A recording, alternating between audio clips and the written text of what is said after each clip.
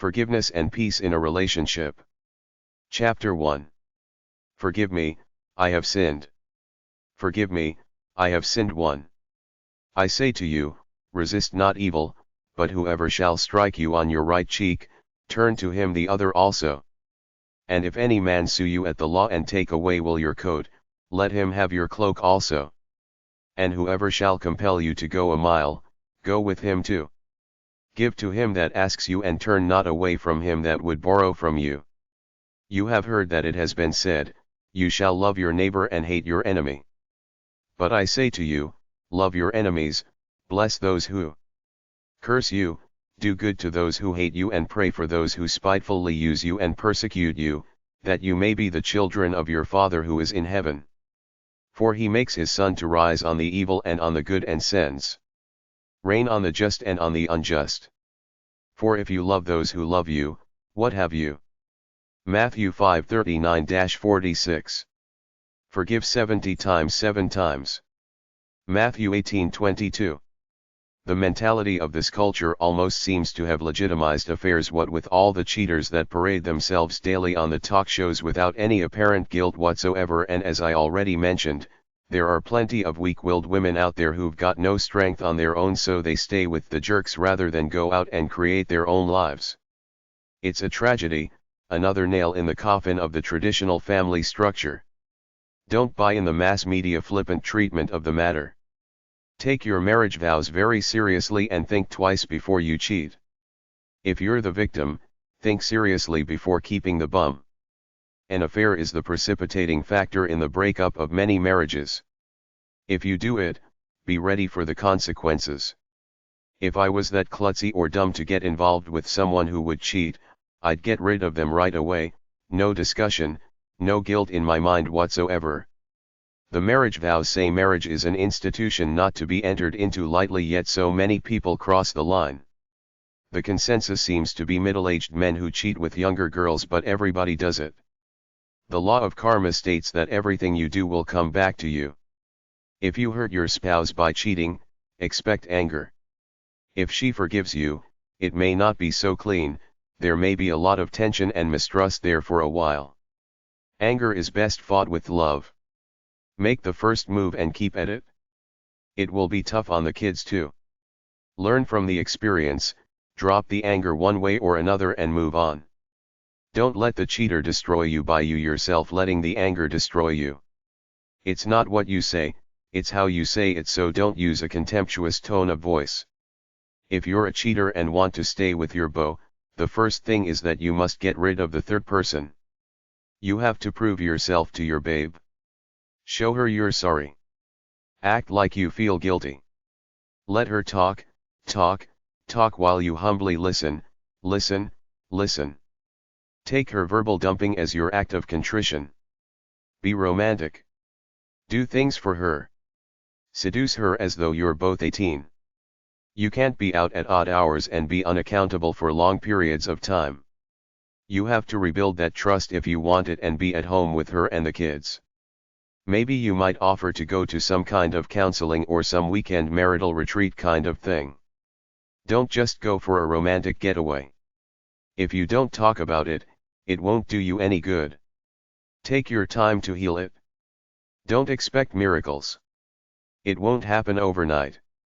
They're the bad guy, not you. A lot of cheaters try to turn it around and make you look like the nerdy nag. Don't play into that low blow bull.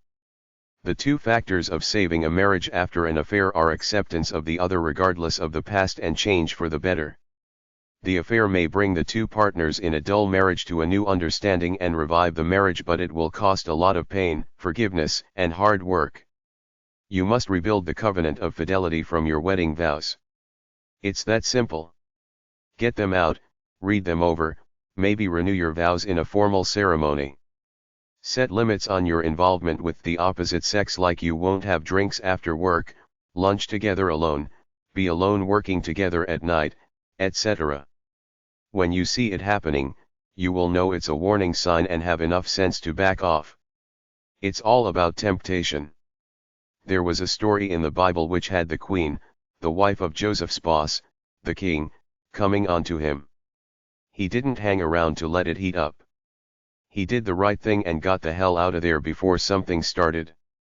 You have to stop it right away when the flirting starts. The absolute best thing I ever saw about a cheating man who really tried to change was that he started to go to church regularly with his wife. This is a good outward sign that you're actively trying, and some of the preacher's ranting might even rub off. So if you've been caught cheating and want to make it back, start going to church either alone or with her. If you cheat and don't get caught, you may be caught up in the dilemma of whether to tell or not. If the affair's over anyway, it may be a good idea to let sleeping dogs lie. If the guilt is getting to you and you decide to tell, if you're a woman, do it in a public place where he won't be able to take a hit at you if he decides to without getting arrested. Expect anger, shock, and numbness from your partner. Just play it cool. Get past the blame and try to recover some sanctity in the relationship. Finally, if you're in a lukewarm relationship and suddenly see your soulmate somewhere, I believe you should go for love, get an amicable divorce, then marry your love pie. Don't sneak around and cheat. Plan it all out and execute it. Give the first wife some money, then tell her straight up it wasn't meant to be. To me, this is qualitatively different from sneaking around and cheating. Try hashtag 307.736 or HQ806 at the library. Forgive me, I have sinned too. Anybody can get cheated on. Not everybody cheats. Some people won't cheat even if they have the opportunity.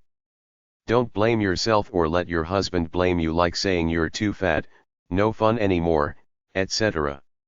If he says that, then say, well, let's get a divorce. Temptation is everywhere, especially on skanky TV shows.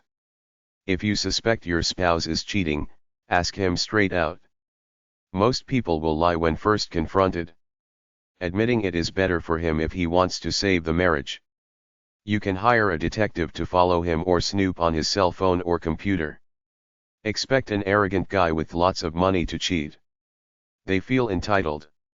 Expect that your husband will probably cheat if he's good looking, charming, and has money. Protect yourself from the effects of cheating by putting it all on him, not you. He cheated. It shouldn't affect who you are to yourself. Your self-respect should be intact. You can choose to stay or go. Ask him what he wants. Don't believe him if he says he's sorry and will never do it again. Watch him. See if he sticks to his word. An affair doesn't necessarily mean the end of a marriage. Honest, open talk can save the marriage. The question is, are you willing to trust him again? You should have sex if you plan to stay together. If sex or affection isn't there, reconsider the marriage. Divorce is the best option in many cases. If you can prove infidelity, you'll get more in the divorce settlement. Make your decision and stick with it. If you can't leave because you don't have money or a job, make a plan. Leave when you're ready. Healing is rarely total. There will be a permanent scar. Find an online support group like Beyond Affairs Network. In all fairness, many affairs are no big deal for the one cheating. He or she sees it as a side dish to their main squeeze. That's it. They want to stay married. Men are not monogamous by nature. Nowadays, we have emotional cheating over the internet. Chapter 2. We are human, we must forgive sometimes. Forgiveness, the true test of love. Even if he wrongs you 7 times a day and each time turns again and asks forgiveness, forgive him. Luke 17:4. The weak can never forgive. Forgiveness is the attribute of the strong. Mahatma Gandhi. Love is an act of endless forgiveness, a tender look which becomes a habit. Peter Ustinov. When somebody crosses you, true love is forgetting about it and moving on. Forgiveness is letting what was be gone, what will be, come, what is now, be. Forgiveness is the toughest of all, especially after a flagrant indiscretion, but it may be the only way to save an otherwise doomed relationship. Good to forgive, best to forget. One time, because of lack of money, I had to live with someone for a while who turned out to be this really nasty person who kept disrespecting me over and over again. Even though I was not in an economic position to be on my own, everybody still has an inherent level of worth as a human being that no other human being is righteously allowed to cross if they are decent people. Did I ever learn a lot about forgiveness in those few months?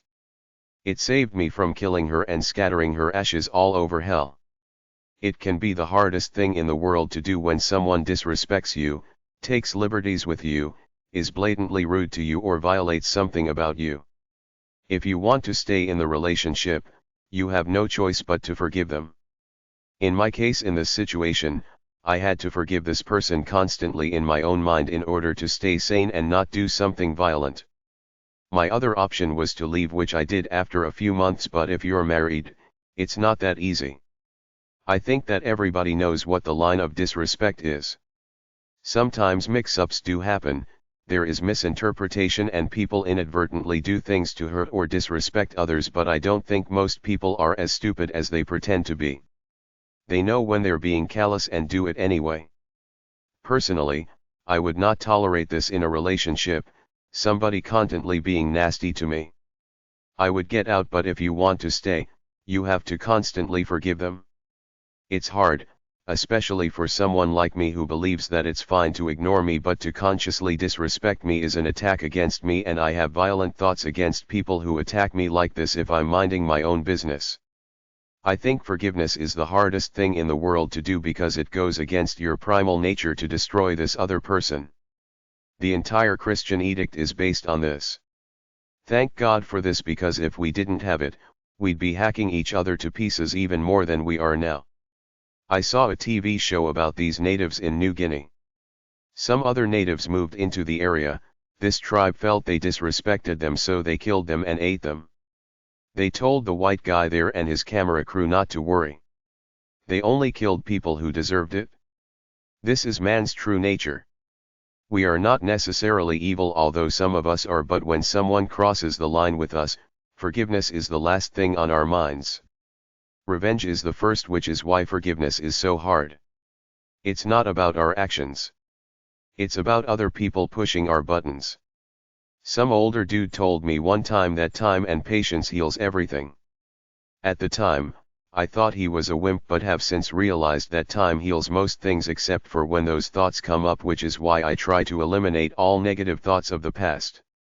It's not worth it to keep getting angry over and over again. I have no easy answers. I'm a black and white kinda guy.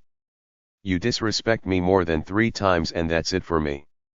The relationship is over as far as I'm concerned. I don't have the endless patience that the book of Corinthians talks about in its definition of love. Can you love your love when she doesn't love you and nobody loves her because she's being nasty? That's the biggest test of all.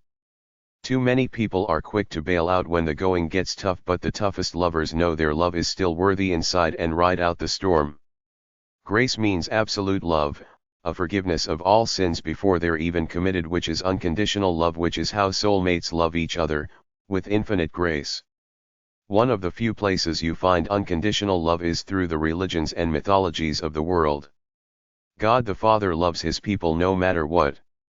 The Father took the prodigal son back after his wild ride that led to self-destruction. Forgive not 7 times, nor 7 times 7, but 7 times 7 times 7. How do you mend a broken heart? You mend it slowly and patiently with love, forgiveness, self-acceptance, and acceptance of your partner, warts and all, as long as he or she are not abusive, just a regular human being with the regular foibles of being human. You gotta give a little bit and forgive and forget when the crap hits. Love is the result of thinking good thoughts about the person. Even when you feel negative, if you continue to think good thoughts, they will translate into good feelings and then action. Think good thoughts through thick and thin. A foundation is built on trust and honesty. Happy couples forgive and ask for forgiveness when required. After you break up with someone and it's for some reason like they dumped you for someone else, for your own sanity, it's best to forgive them and let them go, even if just in your own mind, rather than constantly being angry stewing about how they betrayed you. To me, every day is a new day. I try to get my dose of life out of inspiration, hedonism, and love every day. Whatever happened yesterday is gone. I forgive and forget all the bad people and bad things that ever happened to me. As a matter of fact, every morning when I wake up, I don't think about anything from my past. I just think about me and what I have to do right then to keep myself feeling strong and vital. It's the only way you will get through life relatively unscathed. Don't give control of your life to the people who wronged you, who you now hate. Forget about them. Focus on your life, not on how much you hate them. Some people want to punish ex-loves by telling them how much they hurt them. I say, why bother? They won't really care. They'll just play along. Forgive them all in your own mind, forget them all and focus on living a happy life for yourself. Read the Bible and go to a few sermons to calm you down. Whenever somebody gets me angry, I watch Christian TV for a while to calm me down and get my proper perspective back. The unforgivable moment. The unforgivable moment is one person saying or doing something so nasty that the other person will never forgive them for it even if they stay together. That one act is so mean that they never forget it. To my way of thinking, if someone does this to you once, there is something deeply wrong with your relationship. It is not loving. They will do it again and again if you stay. I'm so absolutist when it comes to people that I believe, with supposed loved ones, there is no middle ground, but of course I'm wrong. In real life, people in relationships go through circles of like, love, indifference, don't like and hate all the time. They hate their spouse, then a week later, they like them again. You have to in order to live with each other. I went through this with siblings and parents while growing up, then did it for a while in relationships, and if you have kids, even when they cross the unforgivable moment by insulting you time and time again, you are still supposed to take them back and love them. This is the way we are taught and this is the Christian edict, but I'm more basic than this simply for my own sanity and peace of mind as an individual. I believe that someone either loves you or they don't. There is really no middle ground. And if you don't love them, you could either be indifferent to them or hate them. It doesn't really matter which, in the sense that the fact is that you don't love them. Mean-spiritedness is the standard of hate. If someone goes beyond the line of neutrality and indifference to disrespect, insults, sarcasm, contemptuous looks, snickers, the silent treatment, etc., to my way of thinking, they have crossed the line. They are unhealthy to be around, so do the logical thing, leave them even if it is your spouse. It's easy to pick up on mean-spiritedness by the little things they do. It might be them, that they are generally miserable people with a problem and stress in their own lives which they are taking out on you, but that's not a good enough excuse and does not justify bad behavior. I say, if they're like that, why bother being with them or being a friend? Somebody just has to insult me one time where I feel they're attacking me personally for one reason or another, either because of their own ego problems or they have something against me like jealousy, or they just decide to hate me because I'm too different from them and can't be controlled by anybody. To me, they have crossed the line. To my way of thinking, they are not with me, so they must be against me and I don't want them around. This is where I differ from most people. I have been in relationships where I felt I was disrespected time and time again. I stayed in one for about 3 months longer than I should have because of economic instability, but I got out as soon as I could. There are a lot of people out there in these types of relationships that never get out. They take this violation of the unforgivable moment over and over again.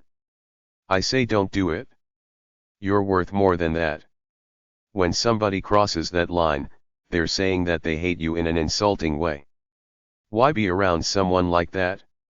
It's always best to use restraint than to spew off too much at your lover, regardless of what they might have done to you and what anger you're feeling in the moment. Bite your tongue. Cool off for a minute before you speak. You can always leave the relationship. Forgiveness quotes.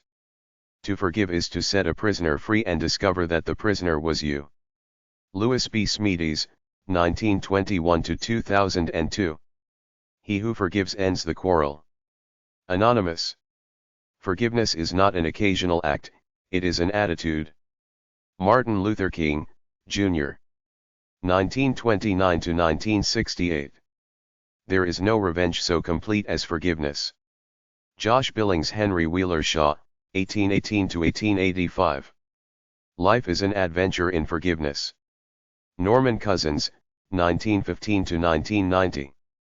Compassion will cure more sins than condemnation. Henry Ward Beecher. They learn tolerance for others' faults through our tolerance of their own. Kathy Ridner Templesman. We must develop and maintain the capacity to forgive. He who is devoid of the power to forgive is devoid of the power to love. There is some good in the worst of us and some evil in the best of us. Martin Luther King, Jr. Forgiveness does not change the past, but it does enlarge the future. Paul Bousy, 1668 to 1738. Every man should keep a fair-sized cemetery in which to bury the faults of his friends. Henry Ward Beecher. Little, vicious minds abound with anger and revenge and are incapable of feeling the pleasure of forgiving their enemies. Lord Chesterfield. Only the brave know how to forgive, it is the most refined and generous pitch of virtue human nature can arrive at. Lawrence Sterne, 1713 to 1768. Since nothing we intend is ever faultless and nothing we attempt ever without error and nothing we achieve without some measure of finitude and fallibility we call humanness, we are saved by forgiveness. David Augsburger. Never does the human soul appear so strong and noble as when it forgoes revenge and dares to forgive injury. Edwin Hubble Chapin. To carry a grudge is like being stung to death by one bee. William Walton, 1902 to 1983. There's no point in burying a hatchet if you're going to put up a marker on the site. Sidney Harris, 1917 to 1986.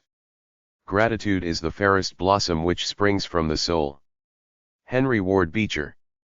Without forgiveness, there's no future. Archbishop Desmond Tutu. Forgive many things in others, nothing in yourself. Osanuis, 310 to 395. It is very easy to forgive others their mistakes, it takes more grit and gumption to forgive them for having witnessed your own. Jessamine West, 1902 to 1984. To understand is to forgive, even oneself. Alexander Chase. I will permit no man to narrow and degrade my soul by making me hate him. Booker T. Washington. Forgive, son, men are men, they needs must err. Euripides, 480 to 406. To understand all is to forgive all. French proverb. It is only imperfection that complains of what is imperfect. The more perfect we are, the more gentle and quiet we become towards the defects of others. Joseph Addison, 1672 to 1719. The weak can never forgive. Forgiveness is the attribute of the strong. Mohandas Gandhi, 1869 to 1948. No snowflake in an avalanche ever feels responsible. Voltaire.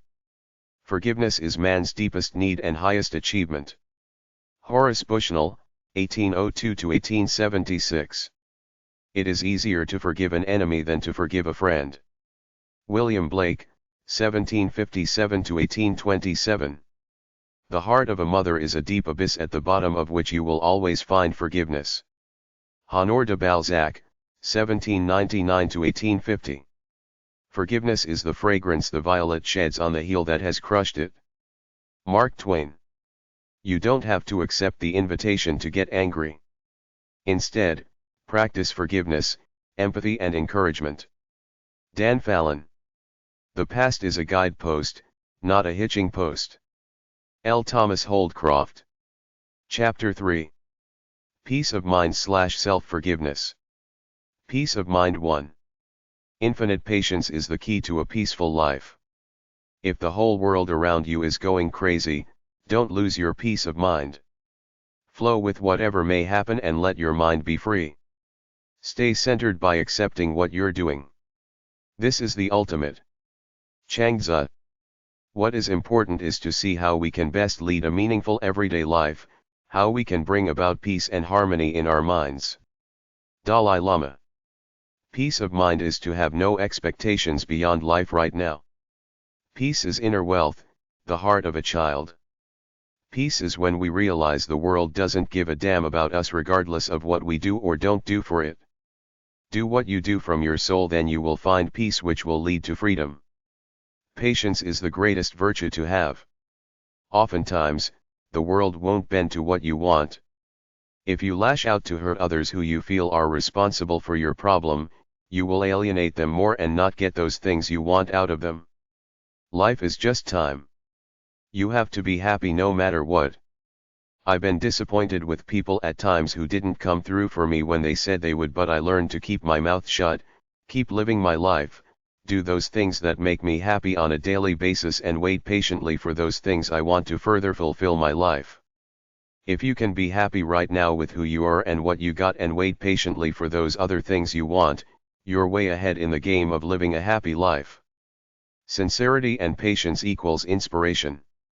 You can't stay inspired without a sincere motive, doing something out of love for the process. Many people want to be great writers, rock stars, movie stars, politicians, etc., but they know unless they're way lucky, it ain't gonna happen overnight. They have to proceed on the journey with love for the process itself to fuel their fires of inspiration, and only then, after they do it out of a sincere love for the process, will they get there to where they want to be. If you don't have patience for something to aspire to do the work that it takes to become a master in some capacity, it means it's not part of your soul, you weren't meant to do it in the first place. You will know you will have found your calling when you're willing to spend endless hours at the process without any immediate visible material reward. Peace begins when expectations end. The way I do it is, even if I'm prevented from releasing my natural energy because of some circumstance that happened, injury, sickness, other obligation, I will continue on in positive motion by using up my natural energy in some alternative positive way. This is what keeps me stable in the long run. I keep releasing my positive energy one way or another. When my computer broke down and the computer repairman turned out to be less than competent, I stayed cool and waited it out rather than losing patience with him, and in the end it was better for me because I used that time to go to the library and read books I never would have bothered with had he fixed my computer quickly. Nothing can bring you peace but you. The easiest way to have peace of mind is not to give a damn about anything. I've found my peace by accepting my life for what it is. Life is now, in the moment. That's why it's alright to have goals and live for your dreams and all that stuff, but joy and happiness is how you feel during all the moments of the waking day. Therefore, you must not fill yourself up with struggles and going hard for it all the time. Live for peace of mind, a mind unfettered by trivial, stressful things, a mind that's free to engage in its own thoughts without being burdened by problems. It's the freedom to live my life according to my standards, to do with my time as I see fit and deem worthy, as long as I don't cross the line into somebody else's space. I realize that it's a luxury to most people stuck in the world of work and bills, but that's really where it's at, to pursue your perception of your God-given purpose in a totally free way with no hassles or stress whatsoever. Many of the self-improvement concepts in our society assume that we're all ambitious and going for something, but there are cultures in the world that live peaceful, agrarian lives with no ambition whatsoever because they know where they are, where they've been all their lives, and know what they will be doing the next season. Ambition is not necessarily a requirement for success in life, peace of mind is. The expectations we place on ourselves to make it in life generally fill us up with stress. Quite simply, you have to get over setting yourself up like that and live for peace. Look at the level of the peace of mind in your life as your gauge of happiness. If you feel peaceful, everything's fine, but the more troubled and distracted you feel, the more your life is off-center. It's that simple. You have to wipe away the past no matter how bad it was, get unstuck from your rut by facing yourself as the real person you are, find out what you're unhappy about, make the appropriate plans, act on them, and simply choose to live for peace of mind unfettered by all the crap you see on TV about materialism and keeping up with the Joneses. The minute you start striving to become who you really are is the minute you move into the positive zone, and in as little as a week, you will start to feel like a lot more powerful person as long as you work at it every day. Money buys you freedom, but it's not worth sacrificing your life for. You're always gonna be in the same place, in your own mind, so you might as well enjoy it instead of knocking yourself out. Life is just time, whether you're 30, 40, or 80 years old.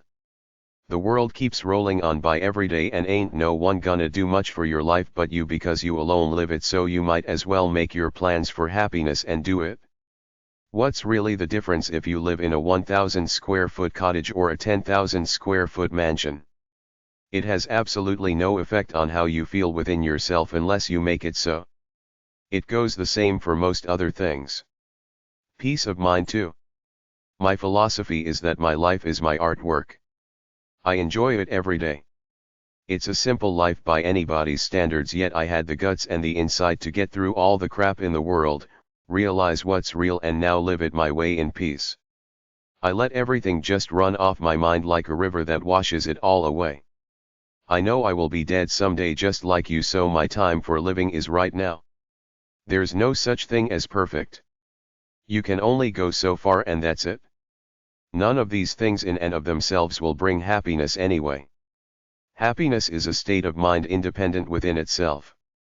Don't judge yourself too harshly no matter what. Don't live in the fantasy world of big dreams, then bust your butt to get there only to find that you either can't, or if you do, you will find it's empty in and of itself.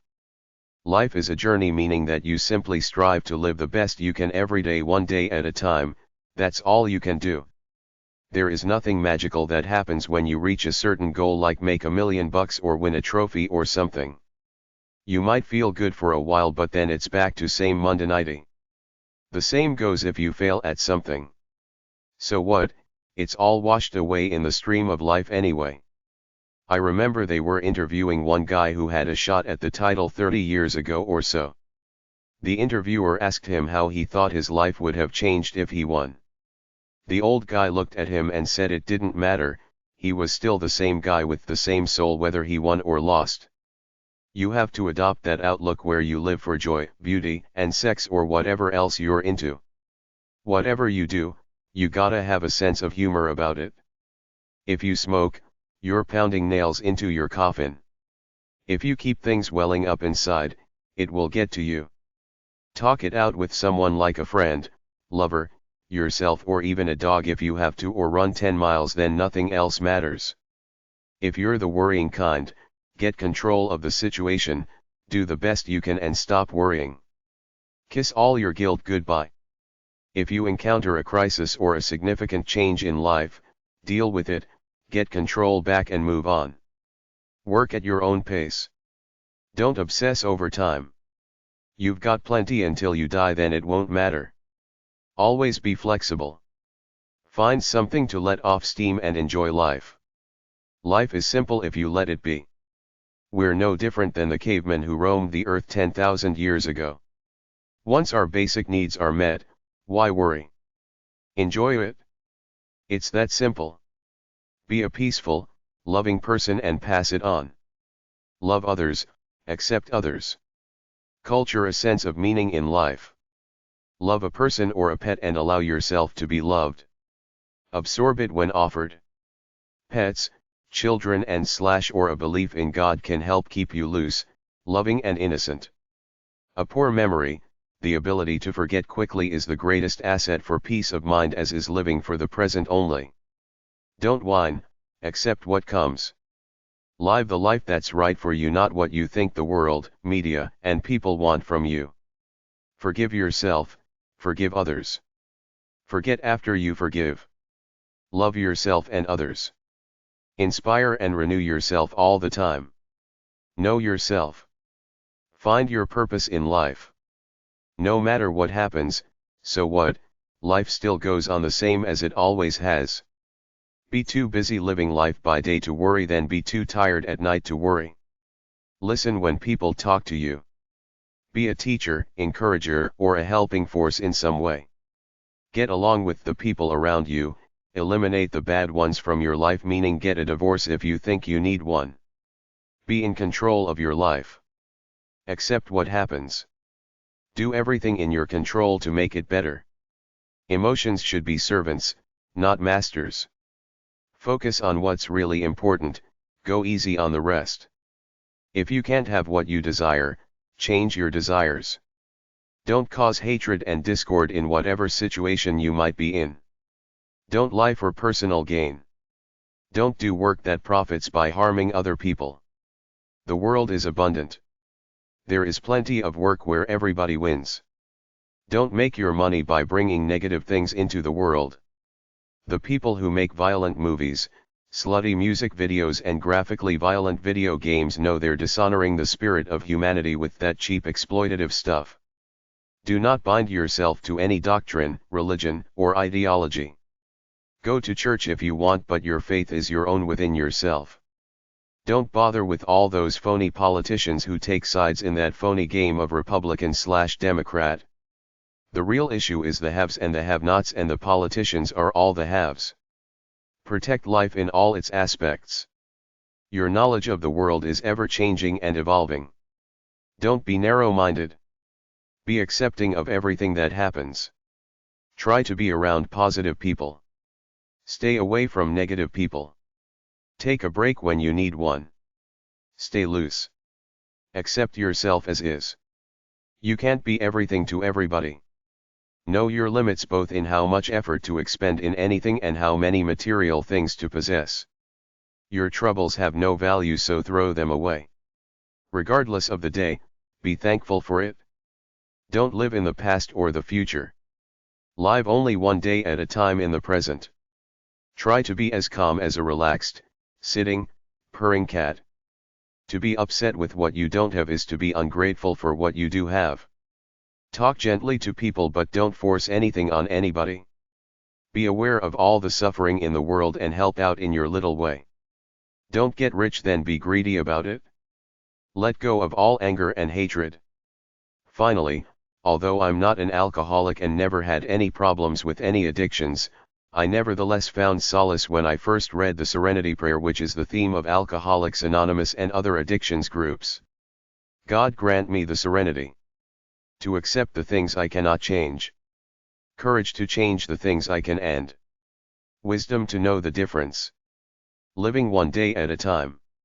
Enjoying one moment at a time. Accepting hardship as the pathway to peace. Taking, as he did, this sinful world as it is. Not as I would have it.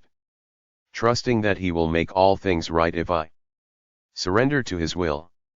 That I may be reasonably happy in this life and supremely happy with him forever in the next. Amen.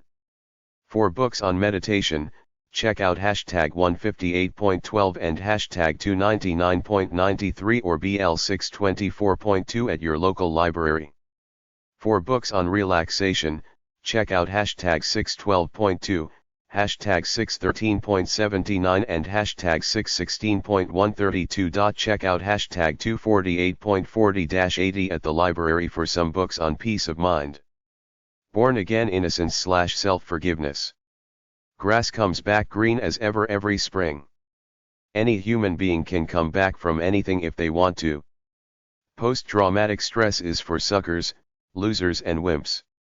Be kind, compassionate and totally forgiving. Ephesians 4:24. Then Peter came up and said to him, Lord, how often shall my brother sin against me and I forgive him? As many as 7 times. Jesus said to him, I do not say to you 7 times but 70 times 7. Matthew 18:21:211. I can be relatively happy, calm, and stable living my own life, but there is always something beyond my control clouding my mind, namely the injustices people commit against me. It's only normal to be let down or taken advantage of by others. It's just par for the course. If I took vengeance on all the people who wronged me the way I wanted, I'd be in jail for life by now.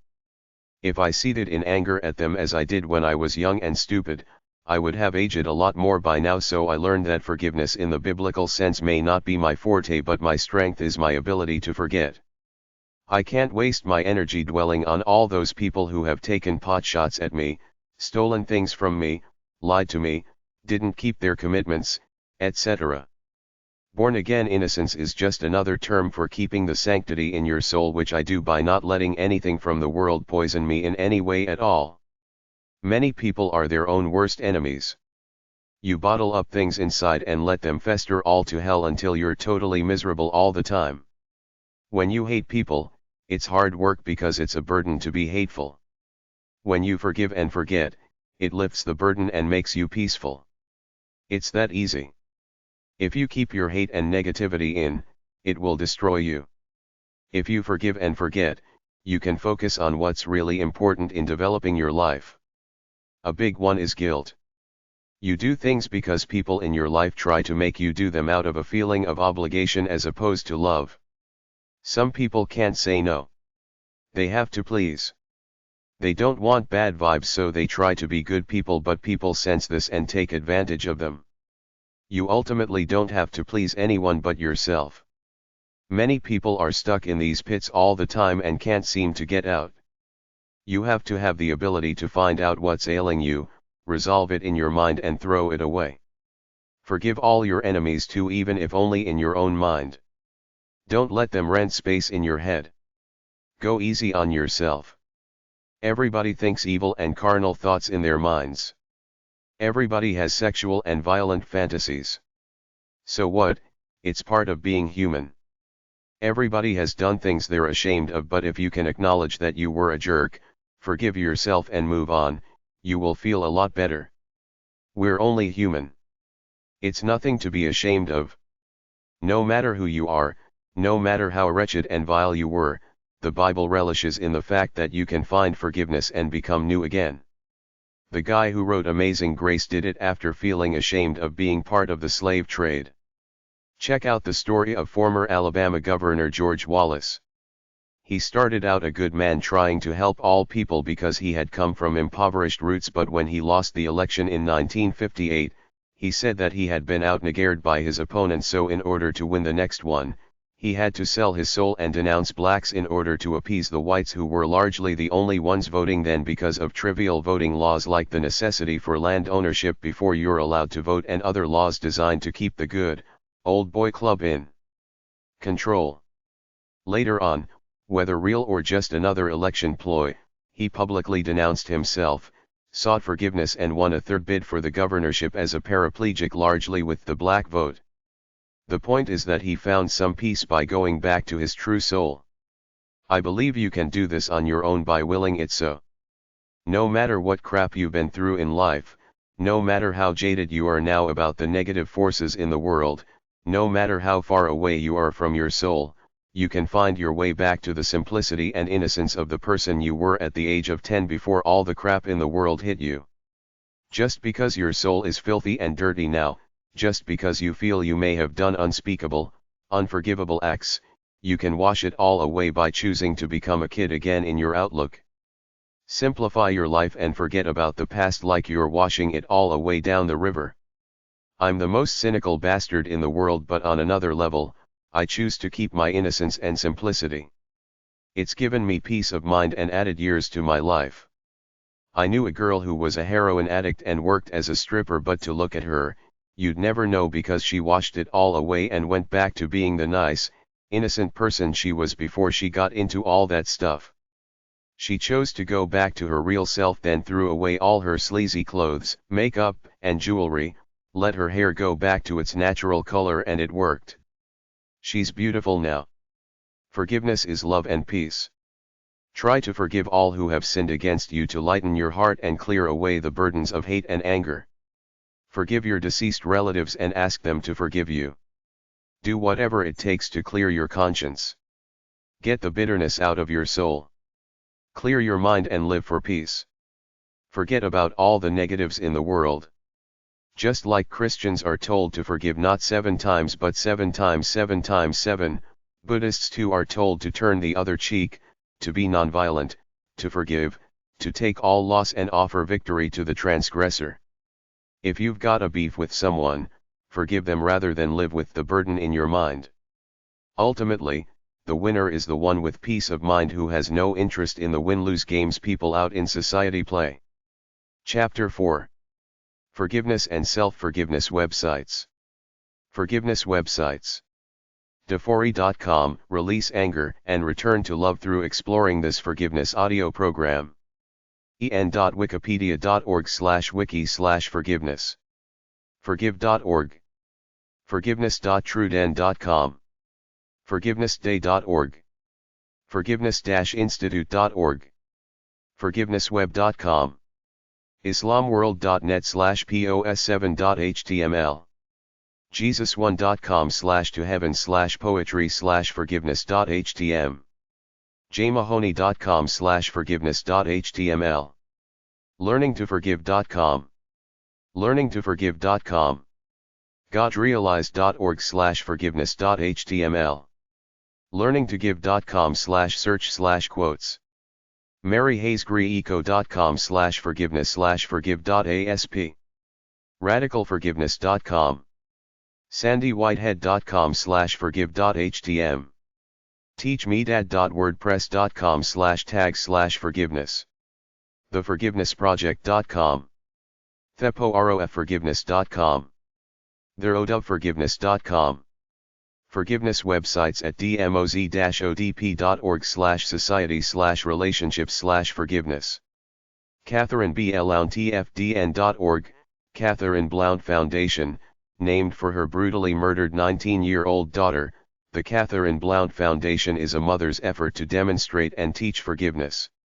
CelebrateLove.com/forgive.htm, forgiveness. Forgiveness-institute.org, International Forgiveness Institute Incorporated. Learningtoforgive.com, forgive for good. michaelhenderson.org.uk, Michael Henderson, the optimistic realist, promotes Michael Henderson's book Breaking the Chain of Hate on the Power of Forgiveness in the National and International Realm. theforgivenessproject.com, The Forgiveness Project, grassroots organization working in conflict resolution, reconciliation, and victim support. Forgiveness websites at mindremakeproject.org/resources. evworthington.squarespace.com/DIY-workbooks, DIY workbook series from the Positive Psychology Research Group at Virginia Commonwealth University. The Path to Humility, 6 practical sections for becoming a more humble person. Forgiveself.com/workbook/2015090 self-forgiveness%20 intervention%20 workbook.pdf. Moving forward, 6 steps to forgiving yourself, self-directed learning workbook, 2nd ed. thepadhoffforgiveness.com, forgiveness workbook, a step-by-step guide. Self-forgiveness websites. Books about forgiveness are at #179.9 or BJ1476 at the library. BeVulnerable.com. Miraculousduties.net. dig.com/health/_guide_to_happiness_via_self_forgiveness. empoweredwithin.com/products/forgiveness.html. energytherapy.net/self-forgiveness.htm. experience-festival.com/forgiveness/id/34919. expiredconvictions.com/tag/self-forgiveness. forgivenessweb.com/ridgerm/self_forgiveness.htm. forgiveyourself.com. coping.org/innerhealing/forgive.htm. healpain.blogspot.com. iloveyouLove.com/forgiveness/pfpself02.htm. roa.sagepub.com/cgi/content/abstract/27/3/267, self-forgiveness, a component of mental health. selfgrowth.com/article/rutledge2.html. spirituality-health.com/news/item/self-test/item_232.html. the-apologist.co.uk, apologize. youtube.com, type in forgiving yourself.